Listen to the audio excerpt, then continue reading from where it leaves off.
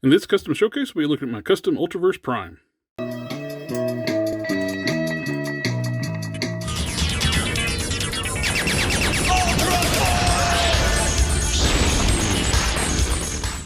If you've been to the channel before, you know I'm a huge Ultraverse fan, and my favorite character with the Ultraverse is Prime. I've actually made quite a few customs of Prime for myself and some friends, and this is actually a revisit of one of my older customs. This has actually been showcased on the channel before, but in a different look. This was my very first Final Form Prime in the red and blue look of the costume. And I'll put a link to it up here if you want to check out that review so you can see it like a before and after. Last year, I put a second Final Form Prime on eBay. My friend actually had this one. He ended up buying that one, and after that, he asked me if I can rebuild the first one into a first appearance Prime. I was glad to help out with that. It was a fun project, getting to revisit one of my older customs and making updates to make it better than it ever was before. For the base body of this Prime is Caliban, and the Caliban body's finally been getting some nice reuse.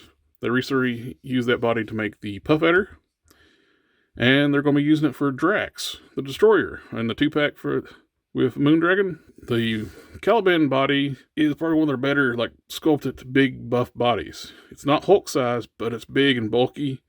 Got great anatomy, muscle definition, got the veins, just all around big muscular proportion, which is great for a character like Prime. He's bigger than normal characters. As you can see, we got the new Extremis Iron Man.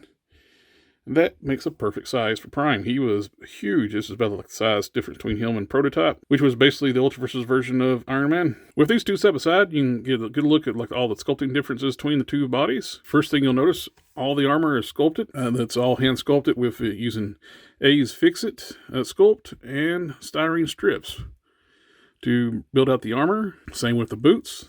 These, I have a tutorial too on the channel where I like sculpting boots like these. I'll put a link right here. And the forearm bracers originally started out that way, but I ended up making molds of my original bracers, and so we'll cast those. So these are nice solid one-piece gauntlets now. I did some resculpting on the P to make it look like the first appearance P. Love how this turned out. It's probably my favorite P shield right now for Prime. The P crest. And he has one on the back.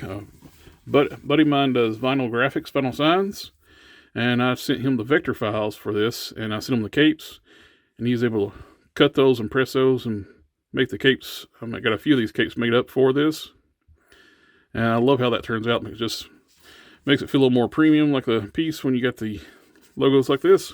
For the hands, they actually came from a 1/6 scale Marvel Legends Deadpool. These perfect scale, I think, for this with the Puff Adder figure. Those hands are, I think, a little bit too big for the character. They could work in a pinch, but to me, I like a little bit.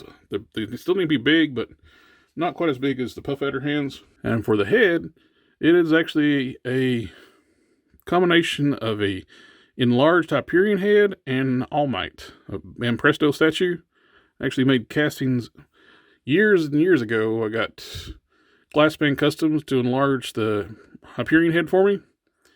Yeah, I got a few of those castings, and I decided when I first made Prime, I didn't have a smiling head, and really needed a smiling head for Prime, so I got looking at my Van Presto All Might figure statue and liked the grin, and so I ended up casting both those heads so I could splice them together, and this was the result. It's a nice big grin, with the one of the things too, with the redo the figure, I end up blending the seam here between the two different heads together a little better.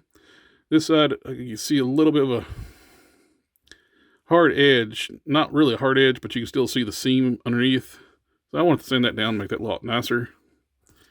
So to match the other side, and I've cleaned up the jawline, made those more symmetrical on both sides. And other two, with clearancing out a little more too between different areas, between the ab crunches and around the waist twist.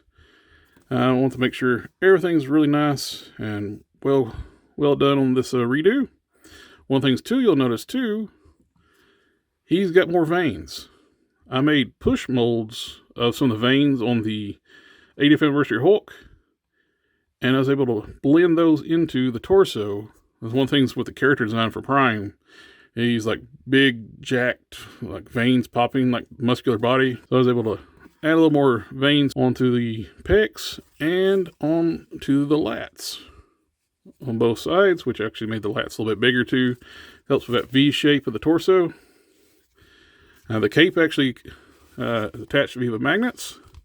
I put magnets in the traps of the figure, so you can actually display the figure without the cape. It's nice seamless sculpt over top. And it just attaches with magnets and it stays nice and secure. And it's being a wired cape too. You can pose it, it holds positions. Once you go to a wired cape, you just can't go back to a plastic cape. Both my friends, Don Sawyer and Harker Customs, they make some fantastic soft good capes. Makes any figure look so much better. The figure retains all the articulation except for one point. The boots, to get these nice smooth boots, I did end up sacrificing the calf swivels down here just so I can have just a nice clean boot. And also tapered down the lower legs and used the Marvel Select Colossus feet. So I didn't want the big giant feet. Go along, keep the figure looking streamlined, more humanoid proportions instead of the giant hands and feet like a lot of action figures have. But other than that, all the other articulations here, we got the waist twist, ab crunch, hinged shoulders, bicep swivels, single joint elbows, disc hinge neck, double joint knees, and everything moves nice and free, and all of my joints are prepped. Everything looks good. I'm really happy with how this rebuild turned out. And just get a little size showing how big this guy is. And here we have a Retro Kart Spider-Man. And of course we have the Extremis Iron Man. So you can see how big he is, but he's not Hulk size, but he is a good size bigger. This is pretty accurate to how he was portrayed in the comics.